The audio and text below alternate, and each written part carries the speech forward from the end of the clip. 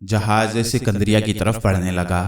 थ्यूसोंग को मिस्री काहिन ने जहाज के कैबिन में लिटा दिया था और कैबिन का दरवाजा बाहर से बंद कर दिया था। काहिन और राजका दोनों जहाज के अर्शे पर खड़े आधी रात को समुद्र की तारीक लहरों और आसमान पर चमकते सितारों को देख रहे थे। राजका ने कहा, मेरे आका, आपका क्या ख्याल है? अमेज़न के किनारे जर्द सुतून पर खलाई तहरीर में क्या लिखा हुआ होगा? तो मिस्री काहिन किसी गहरी सोच में था। कहने लगा, कुछ कहा नहीं जा सकता, लेकिन इतना मुझे मालूम है कि हमारे पास बहुत बड़ी ताकत आने वाली है। हम बहुत जल्द इस दुनिया के ताकतवर और अमीर तरीन आदमी बनने वाले हैं। राजका खुश हो गई। काहिन बोला, मुझे ऐसा लगता है कि दरिया अमेज़न के किनारे जर्द पहाड़ियों के दरमियान किसी जमाने में आसमान से खलाई मखलूक आती रही है। सतून पर जो खलाई तहरीर है वह जरूर उस खलाई मखलूक ने लिखी होगी। राजका बोली, आपका ख्याल बिल्कुल ठीक है आका, वरना इस जमीन का आदमी ऐसी तहरीर कहाँ लिख सकता है? ये खलाई मखलूक का ही काम है। बादबानी जहाज पुरसुकून समुद्र में सफर करता रहा। रात गुजर गई। काहिन ने अपने घोड़े भी बादबानी जहाज पर ही सवार करा लिए थे। समुद्र में इत्तफाक से बहुत तेज हवाएं चलने लगीं और जहाज 15 दिन की बजाय 11 दिनों में ही अमेज़न दरिया के थाने में दाखिल हो गया। यह दरिया काफी चौड़ा था और इसके दोनों किनारों पर दुनिया के सबसे पुराने और घने और खतरनाक जंगल थे। इन जंगलों में बड़े बड़े खूंखार मगरमच्छ, जहरीले सांप और शेर चीते रहते थे। यहाँ ऐसी ऐसी दलदलें थी कि जिनसे भाप निकलती थी और जिनमें अगर कोई इंसान या हाथी गिर पड़े तो फिर वो लाख कोशिश करे बाहर नहीं निकल सकता था और दलदल देखते ही देखते उसे निगल जाती थी। जहाज अमेज़न की बंदरगाह पर जाकर लग गया। दूसरे मुसाफिरों के साथ काहिन भी राजका और थ्यूसोंग के साथ नीचे उतर आया। यहाँ से वो घोड़ों पर सवार हुए और सराय में आ गए। वो रात उन्होंने सराय में आराम किया। थ्यूसोंग अगरचे मिस्री काहिन के तिलिस्मी नक्श के जबरदस्त असर में था और वह भाग नहीं सकता था, फिर भी काहिन ने एहतियात के तौर पर उसे कोठरी में बंद कर दिया था। उसी दिन काहिन और राजका ने वहां के लोगों से जर्द पहाड़ी की वादी के बारे में सारी मालूमात इकट्ठी कर ली और एक नक्शा भी तैयार कर लिया। जब काहिन ने चमड़े का वो छोटा सा नक्शा थ्यूसोंग को दिखाया तो थ्यूसोंग ने कहा, मेरे आका, मुझे सारा रास्ता मालूम है, इस नक्शे की क्या जरूरत है? काहिन ने कहा, फिर भी एक नक्शा हमारे पास जरूर होना चाहिए। अगले दिन वो दरिया अमेज़न में कश्ती में बैठकर जर्द पहाड़ों वाली वादी की तरफ चल पड़े। ये कश्ती काहिन ने खास तौर पर किराए पर ली थी और इसे अमेज़न का एक मल्लाह चला रहा था। दिन भर कश्ती दरिया में सफर करती रही।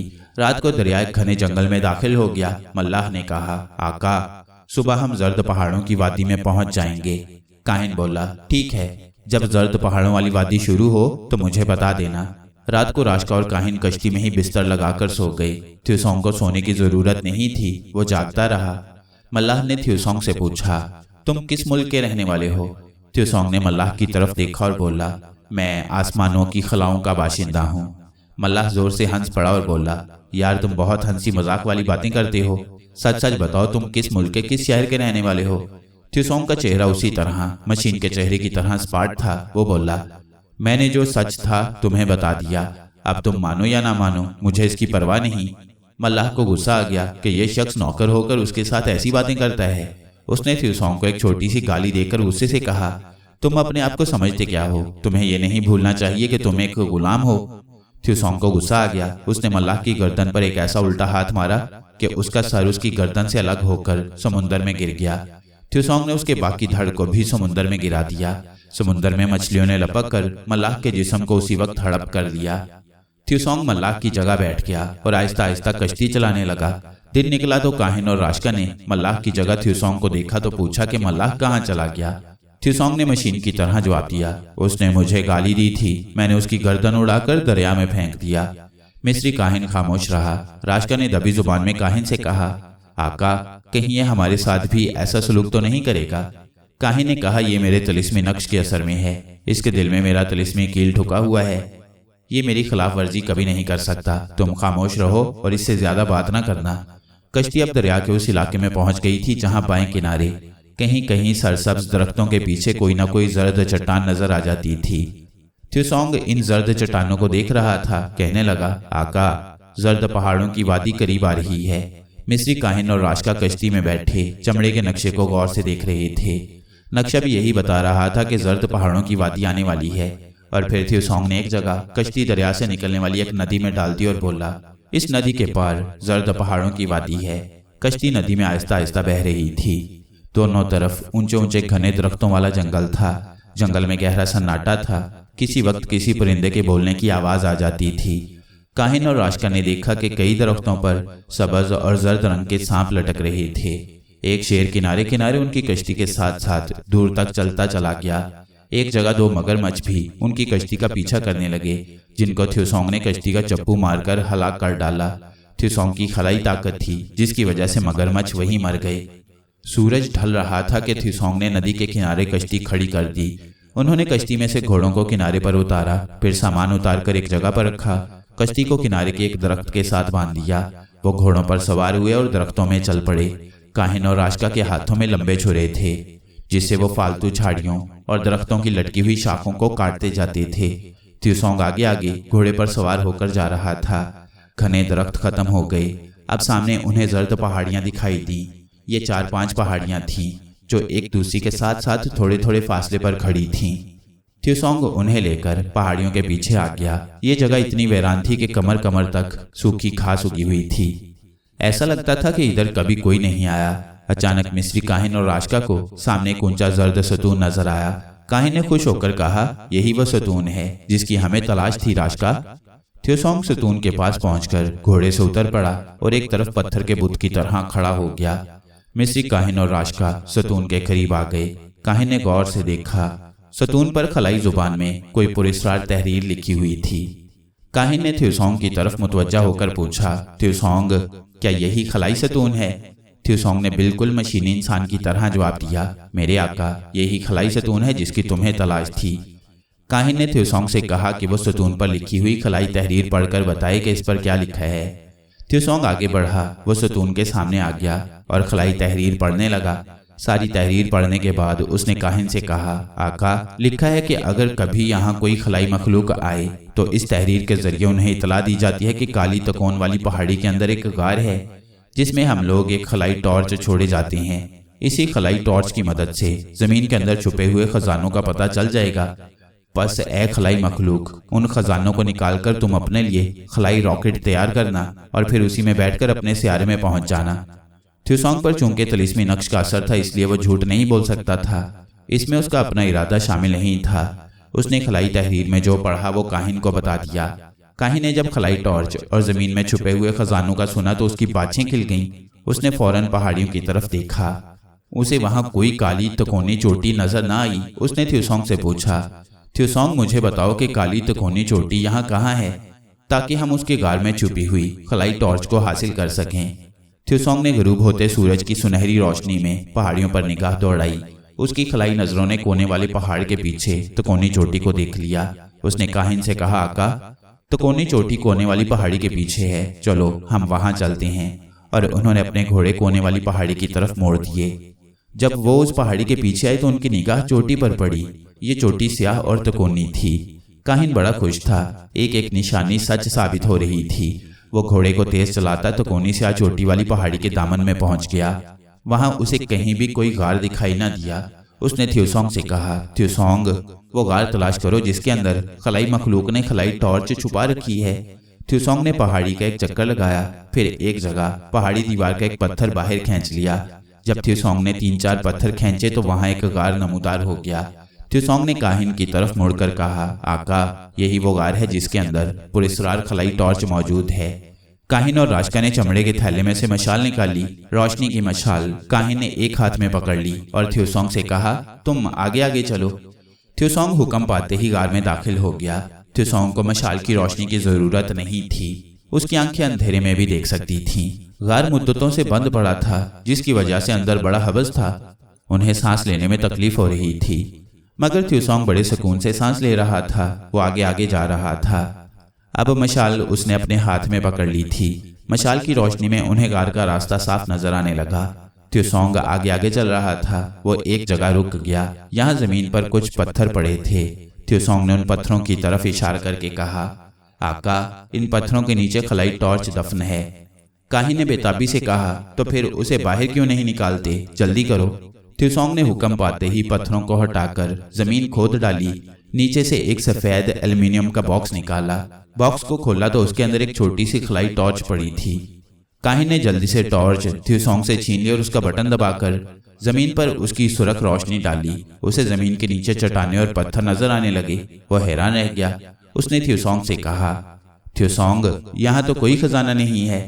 थ्यूसोंग ने कहा, आका, जमीन के अंदर जहाँ खजाना होगा वहीं नजर आएगा।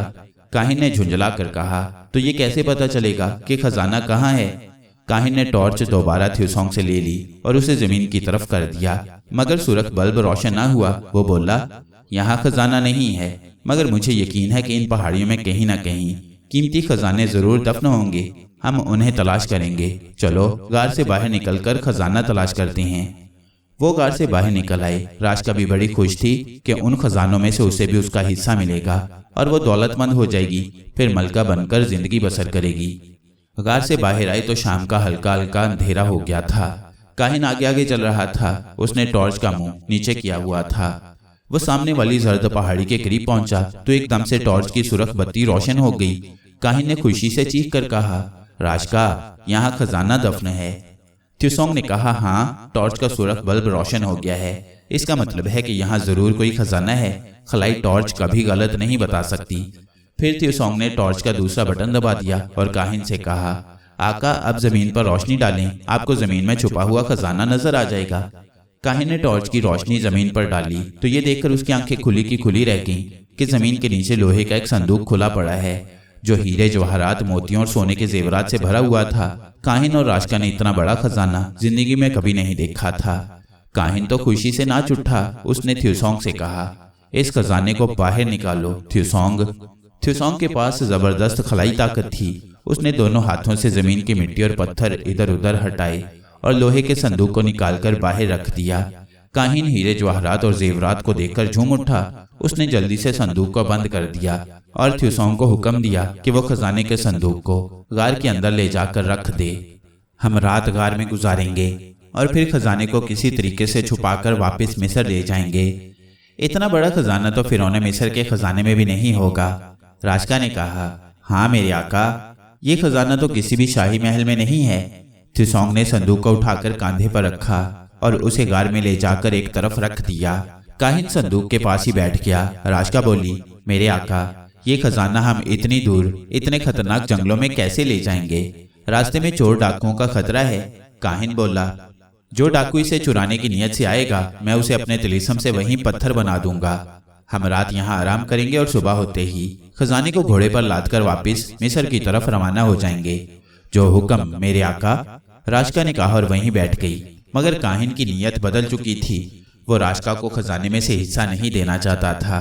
उसने राजका को रास्ते से हटाने का फैसला कर लिया, मगर ये बात उसने अपने दिल में ही रखी। उसने गार में बैठकर थोड़ा बहुत खाना खाया, पानी पिया। फिर काहिन ने राजका से कहा, राजका, तुम यहाँ खजाने के पास आराम करो, मैं और थ्यूसोंग बाहर जाकर पहरा देंगे।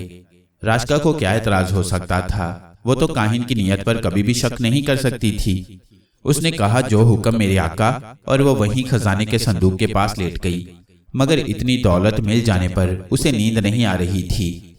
उसे यकीन था कि काहिन अगर उसे कम से कम हिस्सा भी देगा तब भी उसके पास इतनी दौलत आ जाएगी कि वो सारी जिंदगी हंसी खुशी बसर कर सकेगी। थ्यूसोंग को लेकर मक्कार काहिन गार से बाहर आ गया। उसने खलाई टॉर्च अपने हाथ में मजबूती से पकड़ रखी थी। बाहर अब रात का अंधेरा चारों तरफ फैल चुका था। आसमान पर बादल भी आने लगे थे। गार के बाहर ऊपर एक चट्टान का टुकड़ा बाहर को निकला हुआ था। काहिन उसके नीचे बैठ गया। थ्यूसोंग को उसने हुक्म दिया, थ्यूसोंग, इसी जगह खड़े होकर पहरा देते रहो। थ्यूसोंग ने कहा, जो हुक्म मेरे आका। थ्यूसोंग काहिन के पास ही खड़े होकर पहरा देने लगा। काहिन ने राजका कनीज को हमेशा के लिए खत्म करने का फैसला कर लिया था। ये उसके लिए कोई मुश्किल काम नहीं था। उसने सोच लिया था कि वो थ्यूसोंग की मदद से राजका को कत्ल करवाकर उसकी लाश वहीं जंगल में किसी जगह दफन कर देगा। काहिन को यह भी खतरा था कि कहीं राजका मिस्र जाकर किसी को खलाई टॉर्च का राज न बता दे। कनीज राजका अपने इंजाम से बेखबर गार के अंदर अंधेरे में खजाने के संदूक के पास लेटी हुई थी। नींद उससे कोसों दूर थी। जब इंसान के पास अचानक ऐसी दौलत आ जाए जो उसने खुद ना कमाई हो तो सबसे पहले उसकी नींद उड़ जाती है, यानी वो नींद से महरूम हो जाता है। यही हाल राजका का हुआ था। उसको यकीन था कि काहिन इस खजाने में से चौथा हिस्सा जरूर देगा। उसको क्या मालूम था कि गार के बाहर काहिन उसको कत्ल कराने का मंसूबा तैयार कर चुका है। ऐन उस वक्त संदूक में आहट हुई। राजका पहले तो समझी कि शायद गार में कोई चूहा खड़बड़ कर रहा है। और ये उस चूहे की आवाज होगी। मगर फिर उसे अंधेरे में संदूक में से सब्ज रोशनी सी निकलती दिखाई दी। राशिका जल्दी से उठकर बैठ गई। खजाने के संदूक का ढक्कन अपने आप ऊपर उठ गया और खजाने के अंदर से पत्थर का एक छोटा सा पुतला बाहर निकल आया, जिसकी आंखों में जमुर्द लगे थे। उन जमुर्दों में से सब्ज रोशनी फूट रही थी। इस पुतले की शक्ल अजीबोगरीब थी। ये एक खलाई पुतला था। राशिका ने उसे देखा तो उस पर खौफ और दहशत तारी हो गई। उसने काहिन और थ्यूसोंग को चीख मारकर बुलाना चाहा, मगर उसका हलक सूख गया। उसकी आवाज न निकल सकी। खलाई पुतला मुट्ठी भर साइज का था। वो अपना मुंह राशिका की तरफ किए हुए था। उसका मुंह खुला और राशिका को बारीक इंसानी आवाज सुनाई दी। खलाई पुतले ने राशिका की जुबान में कहा, राशिका, तेरे आका काहिन की नीयत बदल गई है। वो थ्यूसोंग से तुझे कत्ल करवाने वाला है। जल्दी से संदूक में आकर छुप जा। पहले तो राशिका को बिल्कुल यकीन ना आया। खलाई पुतले ने कहा, अगर तुम्हें मरना ही है तो यहीं बैठी रहो, थोड़ी देर में यहाँ तुम्हारी लाश पड़ी होगी।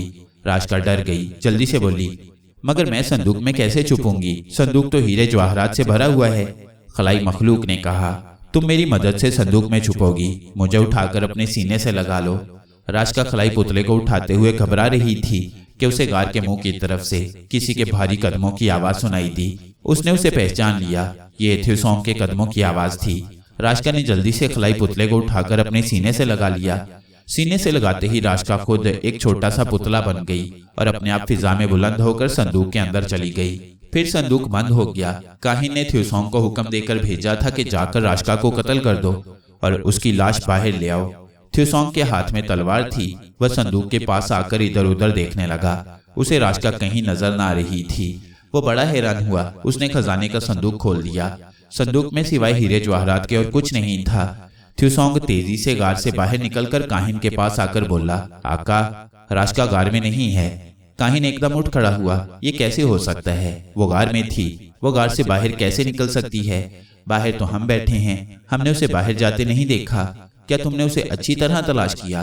थ्यूसोंग बोला, मेरे आका, राशिका अगर गार में होती तो मेरी नजरों से वो कभी नहीं छुप सकती थी। वो गार में नहीं है। आप खुद चलकर देख लें। काहिन जल्दी से उठा और थ्यूसोंग के साथ गार में आ गया। उन्होंने गार में हर तरफ देखा। उन्हें राशिका कहीं दिखाई न दी। काहिन परेशान होकर बोला, थ्यूसोंग, तुम खलाई मखलूक हो। क्या तुम मालूम कर सकते हो कि राशिका कहाँ है? थ्यूसोंग ने कहा, मेरे आका, मुझे राशिका यहाँ कहीं नजर नहीं आ रही। वो जरूर किसी तरीके से फरार हो गई है। काहिन बोला, इसका मतलब है उसको पता चल गया होगा कि मैं उसे कत्ल करवाना चाहता हूँ। थ्यूसोंग ने कहा, ऐसा ही मालूम होता है मेरे आका। काहिन सर पकड़कर बोला, तो फिर अब तो वो मेरे लिए बहुत खतरनाक हो गई है।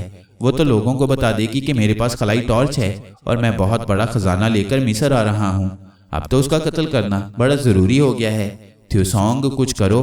थ्यूसोंग ने मशीनी अंदाज में कहा, मेरे आका, जब तक मुझे राशिका नजर नहीं आएगी तब तक मैं उसे कैसे कत्ल कर सकता हूँ? खजाने के गार को पत्थरों से बंद कर दो थ्यूसोंग। हम बाहर पहाड़ियों में जाकर राशिका को तलाश करते हैं। अगर वो यहाँ से भागी है तो अभी ज्यादा दूर नहीं गई होगी। थ्यूसोंग ने कहा, जो हुक्म मेरे आका। काहिन और थ्यूसोंग गार से बाहर निकल आए। थ्यूसोंग ने अपनी खलाई ताकत से काम लेते हुए गार के मुंह को बड़े बड़े पत्थरों से बंद करके आगे दरख्तों की शाखें तोड़कर रख दी। अब किसी को पता ही ना चल सकता था कि यहाँ कोई गार भी है। काहिन ने कहा, थ्यूसोंग, घोड़े पर बैठो। हम राशिका को तलाश करके रहेंगे। वो यहाँ से जिंदा निकलकर नहीं जा सकती। थ्यूसोंग और काहिन घोड़ों पर बैठ गए और रात के अंधेरे में जर्द पहाड़ियों की तरफ निकल गए। वो जगह जगह रुककर देखते कि राशिका कहीं छुपी हुई तो नहीं है। दूसरी तरफ राशिका खजाने के संदूक में खलाई पुतले के साथ खुद भी पुतला बनी छुपी हुई थी। जब उसने गार के मुंह पर पत्थर रखने की आवाज सुनी तो घबराई। उससे बारीक आवाज में खलाई पुतले ने कहा, राशिका, वो लोग तुम्हारी तलाश में पहाड़ियों की तरफ निकल गए हैं। राशिका ने बारीक आवाज में कहा, मैं उस जल्लाद काहिन से कैसे बच सकती हूँ? वो तो मुझे जिंदा नहीं छोड़ेगा। मैं यहाँ से निकलकर बाहर जंगल में गई तो वो मुझे रास्ते में ही पकड़कर हलाक कर देगा। खलाई पुतला कहने लगा, तुम क्यों फिक्र करती हो? मैं तुम्हारे साथ हूँ। मैं जानता हूँ कि तुम बेगुनाह हो। मैं तुम्हारी जान बचाना चाहता हूँ। तुम मेरे साथ इसी संदूक में रहोगी। ये काहिन खुद तुम्हें उठाकर तुम्हारे घर पर पहुंचाएगा। राशिका ने कहा, लेकिन वहां भी वो मुझे पकड़कर मार डालेगा। खलाई पुतला कहने लगा, तुम फिर घबरा रही हो। मैंने कहा नहीं कि मैं तुम्हारे साथ हूँ। तुम मेरी ताकत से अभी वाकिफ नहीं हो। खामोशी से संदूक में बैठी रहो। राशिका ने कहा, लेकिन जब उसने मिस्र पहुंचकर खजाना उल्टा तो मैं उसे नजर आ जाऊंगी। खलाई पुतला बोला, तुम उसे नजर नहीं आओगी, मैं भी उसे नजर नहीं आऊंगा। यहाँ तक कि खलाई मखलूक थ्यूसोंग भी हमें नहीं देख सकेगा। राशका खामोश हो गई। दूसरी तरफ सारी रात काहिन और थ्यूसोंग पहाड़ियों और जंगल में राशका को तलाश करते रहे। काहिन ने तिलिस्म की मदद से भी राशका का पता करना चाहा, मगर वो पता न कर सका। उसके तिलिस्म ने भी जवाब दे दिया। इसकी वजह खलाई असरात थे। सुबह के वक्त काहिन थक हार कर वापिस आ गया। थ्यूसोंग भी उसके साथ था। काहिन ने कहा, राशका हमारे हाथ से निकल गई है, मगर मैं उसे जिंदा नहीं रहने दूंगा। थ्यूसोंग, हम खजाना लेकर मिस्र की तरफ रवाना हो जाते हैं। अगर राशका मिस्र पहुंची तो मैं उसे वहीं खत्म करवा दूंगा। थ्यूसोंग ने कहा, जो हुक्म मेरे आका। थ्यूसोंग ने खजाने के संदूक को एक बोरी में बंद करके घोड़े के ऊपर रख दिया। फिर उसे रस्सियों से अच्छी तरह बांध दिया। एक घोड़े पर काहिन और दूसरे घोड़े पर थ्यूसोंग बैठ गए और वो नदी किनारे उसी जगह आ गए जहां नदी में उनकी कश्ती खड़ी थी। ये काफी बड़ी कश्ती थी। वो घोड़ों समेत कश्ती में सवार हो गए और थ्यूसोंग कश्ती चलाने लगा। काहिन बेहद परेशान था। उसे खतरा था कि अगर राशका पहले मिस्र पहुंच गई तो वो न सिर्फ ये कि उसका राज फाश कर देगी, बल्कि हो सकता है किसी के साथ मिलकर उसके खजाने और खलाई टॉर्च पर भी कब्जा करने की कोशिश करे, मगर वो कुछ नहीं कर सकता था। राशका उसके हाथ से निकल गई थी। कश्ती दरिया अमेज़न में आ गई। यहाँ से उन्होंने दरिया पार किया और जंगल वाले रास्ते पर चल पड़े। अब उन्हें यहाँ जंगल में सफर करते हुए अमेज़न की बंदरगाह पर पहुंचना था। दरिया की तरफ से काहिन इसलिए नहीं गया था क्योंकि उसे अमेज़न हुकूमत के सिपाहियों का खतरा था जो बंदरगाह पर आने वाली कश्ती की तलाशी लेते थे। जंगल का रास्ता महफूज था। सारा दिन थ्यूसोंग और काहिन सफर करते रहे। खजाने का संदूक दूसरे घोड़े पर लदा हुआ था। जब रात हो गई तो काहिन ने थ्यूसोंग से कहा, थ्यूसोंग, हम रात आराम करेंगे और सुबह सफर पर रवाना होंगे। तुम खजाने पर पहरा दोगे। थ्यूसोंग ने कहा, जो हुक्म मेरे आका। और थ्यूसोंग खजाने के संदूक के पास खड़े होकर पहरा देने लगा। तलवार उसके हाथ में थी। काहिन बिस्तर लगाकर लेट गया। उसने खलाई टॉर्च अपने सीने से लगा रखी थी। संदूक के अंदर खलाई पुतला और राशका पुतले की शक्ल में छुपे हुए थे।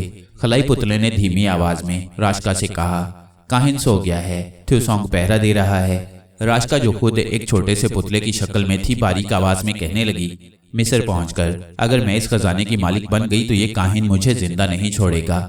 खलाई पुतला बोला, इस खजाने का मालिक कोई नहीं बन सकता। ये जमीन की अमानत है और एक रोज जमीन के अंदर चला जाएगा। राशका मायूस हो गई, कहने लगी, क्या मैं इस खजाने में से थोड़ी सी दौलत भी हासिल नहीं कर सकती? खलाई पुतला कहने लगा, अगर तुम्हें दौलत का शौक है तो मैं तुम्हें मिस्र पहुंचकर दौलत से मालामाल कर सकता हूँ, मगर इस खजाने में से तुम्हें एक मोती भी नहीं दे सकूंगा। जिसने यहाँ से कुछ उठाया वो बदकिस्मती का शिकार हो जाएगा और सारी जिंदगी बीमारियों में मुब्तला रहेगा और मर जाएगा। राशका डर गई, कहने लगी, फिर तो मैं इस खजाने को हाथ भी नहीं लगाऊंगी। तुम किसी तरह मुझे मिस्र पहुंचा दो, मगर मैं मिस्र के किसी दूसरे शहर में जाकर आबाद हो जाऊंगी।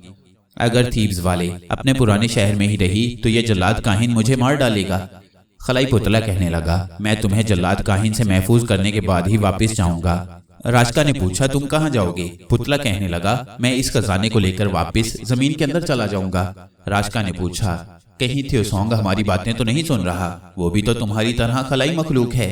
खलाई पुतले ने कहा, नहीं, वो हमारी बातें नहीं सुन सकता क्योंकि उस पर काहिन के तिलिस्मी नक्श का असर है।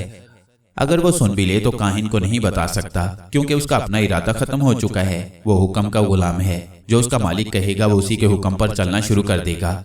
काहिन गहरी नींद सो रहा था। थ्यूसोंग तलवार लिए पहरा दे रहा था। रात आहिस्ता आहिस्ता गुजर गई। फिर सूरज निकल आया। जंगल में परिंदे बोलने लगे।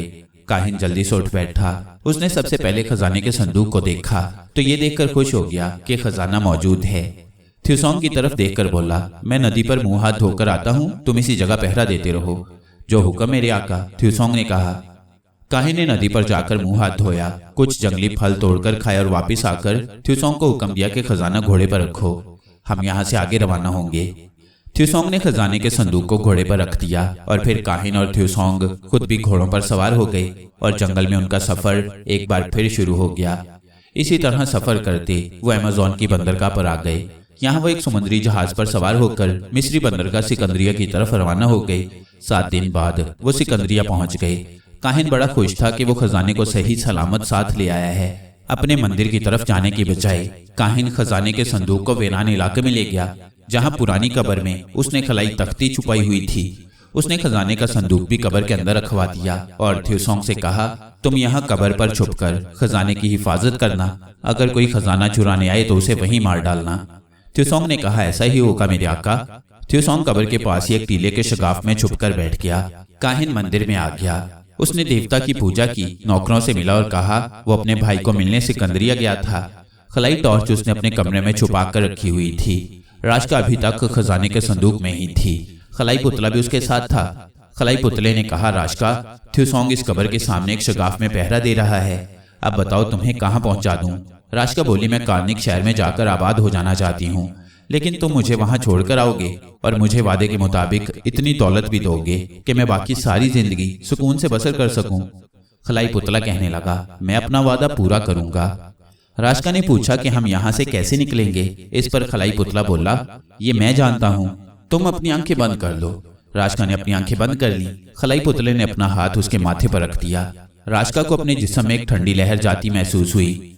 थोड़ी देर बाद खलाई पुतले ने कहा, आंखें खोल दो। राजका ने आंखें खोली तो वो पूरे जिस्म में वापस आ गई थी। अब वो छोटा सा पुतला नहीं थी। खलाई पुतला उसके सामने जमीन पर खड़ा था। उसके चारों तरफ रेत के टीले थे और दिन का वक्त था। खलाई पुतले ने कहा, राजका, तुम इस वक्त कार्निक शहर के बाहर रेत के टीलों के पास हो। मुझे उठाकर अपनी कमीज के अंदर छुपा लो और शहर की तरफ चलो। क्या वहां तुम्हें कोई जानता है? राजका ने कहा, कार्निक में मेरी बड़ी बहन का मकान है, वो उस मकान में अकेली रहती है, मैं भी उसी के पास जाकर रहूंगी। मगर तुम मुझे दौलत कब दोगे? खलाई पुतला बोला, पहले तुम अपनी बहन के मकान में चलो, उसके बाद मैं तुम्हारे साथ किया हुआ वादा भी पूरा कर दूंगा। राजका ने खलाई पुतले को उठाकर अपनी कमीज के अंदर छुपा लिया और टीलों में से निकलकर कार्निक शहर की तरफ चल पड़ी। थोड़ी दूर चलने के बाद वो कार्निक के शहर में आ गई। कार्निक शहर में बेशुमार सतूनों वाला मंदिर था। उसकी वजह से शहर में काफी आबादी हो गई थी। राजका सीधी अपनी बड़ी बहन के मकान पर आ गई। बड़ी बहन ने राजका को देखा तो खुश होकर उसे गले लगा लिया। तुम अचानक कैसे आ गई राजका? राजका ने कहा, बस तुम्हारे बगैर दिल घबराया तो एक काफिले में शामिल होकर आ गई हूँ। अब मैं तुम्हारे पास ही रहूंगी।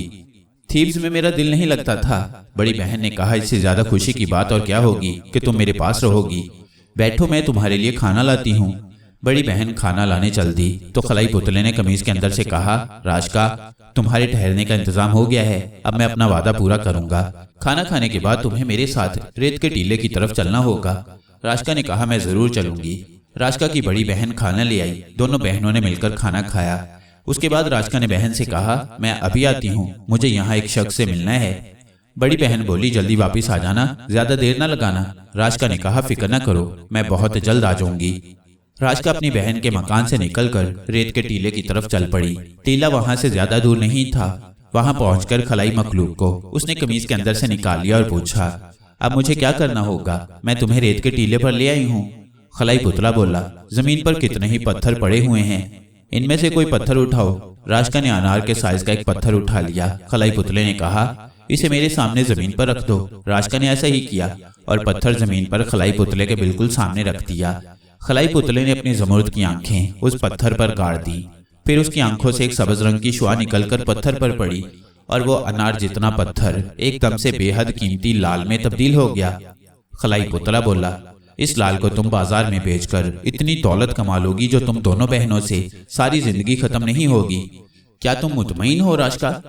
राजका अनार जितने बड़े लाल को देखकर हैरान रह गई। खुश होकर बोली, मुझे और कुछ नहीं चाहिए, मेरे लिए इतनी दौलत बहुत है, तुम्हारा बहुत बहुत शुक्रिया। लेकिन तुम मुझे एक बात बताओ। खलाई पुतला बोला, पूछो। राजका ने पूछा, काहिन के पास तो खलाई टॉर्च है, वो तो उस टॉर्च की मदद से जमीन के सारे खजाने निकाल लेगा, तुम किस किस खजाने की हिफाजत करोगे? खलाई पुतले ने जवाब दिया, राजका, खजाने के साथ मैं वो खलाई टॉर्च भी अपने साथ ले जाऊंगा। राजका ने कहा, काहिन गार में दोबारा जाकर ये खजाना और खलाई टॉर्च निकाल लेगा। खलाई पुतला बोला, काहिन उस खजाने तक पहुंचने के लिए जिंदा नहीं रहेगा। मैं अब तुम्हें यह खुशखबरी भी सुना दूं कि तुम्हारा सबसे बड़ा दुश्मन काहिन अब इस दुनिया में नहीं रहेगा। राजका खुश होकर बोली, क्या तुम उसे वापस जाकर मार डालोगे? खलाई पुतला कहने लगा, उसे मैं नहीं बल्कि उसका गुलाम त्सोंग मारेगा। वो कैसे? राजका ने सवाल किया। खलाई पुतले ने कहा, यह जानने की तुम्हें जरूरत नहीं, बहरहाल तुम्हारे लिए इतना ही काफी है कि तुम्हारा दुश्मन तुम्हारे रास्ते से हट जाएगा, फिर तुम अगर चाहो तो अपने शहर में जाकर भी रह सकोगी। राजका ने कहा, नहीं, अब मैं वहां नहीं जाऊंगी, मैं इसी शहर में अपनी बहन के साथ ही रहूंगी। खलाई पुतले ने कहा, तो फिर तुम अपनी बहन के घर की तरफ जाओ, मैं वापस काहिन के मंदिर जाता हूँ ताकि वहां से खजाना लेकर जमीन को उसकी अमानत वापस कर दूं। इतना कहकर खलाई पुतला गायब हो गया। राजका ने अनार जितना बड़ा लाल अपनी कमीज में छुपा लिया और अपनी बहन के घर की तरफ चल पड़ी। काहिन ने खजाने का संदूक कब्र के अंदर छुपा दिया था। खलाई तख्ती भी वहीं थी और खलाई टॉर्च काहिन ने अपने पास रखी हुई थी। कब्र के बाहर थ्यूसोंग खजाने पर पहरा दे रहा था। काहिन अपने मंदिर में था। अब उसका इरादा था कि वो खलाई टॉर्च की मदद से मिस्र के पुराने एहराम में जाकर जमीन के अंदर दफन किया हुआ खजाना निकाले और ये सारे खजाने किसी एहराम के अंदर छुपा कर रख दे और फिर मिस्र के फिरौन के दरबारियों को और सिपा सालार को दौलत देकर अपने साथ मिला ले और बगावत करवाकर खुद मिस्र के तख्त पर फिरौन बनकर बैठ जाए। मगर किस्मत ने उसके बारे में कुछ और ही फैसला कर दिया हुआ था। दिन ढले खलाई टॉर्च लेकर काहिन कब्र पर आ गया। थ्यूसोंग वहां छुपकर पहरा दे रहा था। काहिन ने उसे कहा, थ्यूसोंग इसी जगह पहरा देते रहो। थ्यूसोंग ने कहा, जो हुक्म मेरे आका। काहिन कब्र के अंदर उतर गया। उसने सोचा कि पहले इस कब्र में देखे कि शायद यहाँ भी कोई खजाना दफन हो। उसने ये सोचकर जेब से खलाई टॉर्च निकाली तो टॉर्च उसके हाथ से छूटकर जमीन पर गिर पड़ी। काहिन उसे उठाने लगा तो टॉर्च गायब हो गई। काहिन हक्का बक्का होकर रह गया कि खलाई टॉर्च कहाँ चली गई। झुककर इधर उधर देखने लगा मगर खलाई टॉर्च उसे अब कहाँ मिल सकती थी। वो तो खलाई पुतले ने गायब कर दी थी और संदूक में से खजाना भी गायब हो गया था। खलाई पुतला खजाने के सारे हीरे जवाहरात और खलाई टॉर्च लेकर वहां से जा चुका था। काहिन को अभी तक ये इल्म नहीं था कि संदूक में से खजाना भी गायब है। काहिन खलाई टॉर्च को ही तलाश कर रहा था। उसने सोचा कि कहीं टॉर्च संदूक में न गिर पड़ी हो। उसने संदूक का ढक्कन उठाया तो उसकी चीख निकल गई। संदूक खाली पड़ा था, उसमें कुछ भी नहीं था। काहिन सर पीटता हुआ बाहर निकल आया। उसने चिल्लाकर कहा, थ्यूसोंग कहाँ हो तुम? थ्यूसोंग शगाफ में से निकलकर सामने आ गया। उसके हाथ में तलवार थी। काहिन ने कहा, थ्यूसोंग खजाना गायब हो गया, खलाई टॉर्च भी गायब हो गई। थ्यूसोंग ने कहा, जो हुक्म मेरे आका। काहिन को सख्त गुस्सा आ गया। उसके मुंह से गाली निकल गई। थ्यूसोंग गाली नहीं सुन सकता था। जो ही काहिन ने उसे गाली दी, थ्यूसोंग का तलवार वाला हाथ उठा और उसने एक ही बार में काहिन की गर्दन उड़ा दी। उसका सर कटकर जमीन पर गिर पड़ा और धड़ दूसरी तरफ जा गिरा। थ्यूसोंग ने तलवार वहीं फेंकी और कब्र में उतर गया। यहाँ खलाई तख्ती पड़ी थी। थ्यूसोंग ने खलाई तख्ती की तहरीर को गौर से पढ़ा मगर थ्यूसोंग पर अभी तक काहिन के तिलिस्म का पूरा असर था। काहिन मर चुका था मगर उसका तिलिस्मी कील थ्यूसोंग के दिल में खुबा हुआ था। ऐसा ही एक कील केटी के दिल में भी खुबा हुआ था। काहिन ने अभी केटी को इस्तेमाल करने का फैसला नहीं किया था कि वो खुद जहन्नुम में चला गया। थ्यूसोंग की अकल काम नहीं कर रही थी। उसे इतना जरूर एहसास था कि वो खलाई मखलूक है और किसी की जुबान से निकली हुई गाली नहीं सुन सकता। लेकिन वो कौन है और खलाई सियारे से वहां कैसे आ गया और उसके साथी कहाँ हैं और कौन है, इसका थ्यूसोंग को कोई एहसास नहीं था। वो थोड़ी देर तक खलाई तख्ती को हाथ में पकड़े कब्र में बैठा रहा। फिर उसने उसे जोर से कब्र की जमीन पर दे मारा। खलाई तख्ती को एकदम से आग लग गई। थ्यूसोंग कब्र के बाहर आ गया। कब्र के अंदर आग भड़क उठी। देखते देखते कब्र जलकर राख हो गई। इसके साथ ही खजाने का खाली संदूक और खलाई तख्ती के टुकड़े भी जलकर भस्म हो गए। बाहर रेत पर काहिन की सरकटी लाश पड़ी थी। उसका जादू भी उसे मौत के मुंह से ना बचा सका था। थ्यूसोंग ने काहिन की लाश के टुकड़ों को उठाया और कब्र में जलती हुई आग में फेंक दिया। फिर थ्यूसोंग ने आसमान की तरफ देखा और एक मशीनी इंसान की तरह एक तरफ आहिस्ता आहिस्ता चलने लगा। यूं लग रहा था जैसे उसे किसी ने चाबी दी हुई है और वो किसी बड़े इंसानी खिलौने की तरह चल रहा है।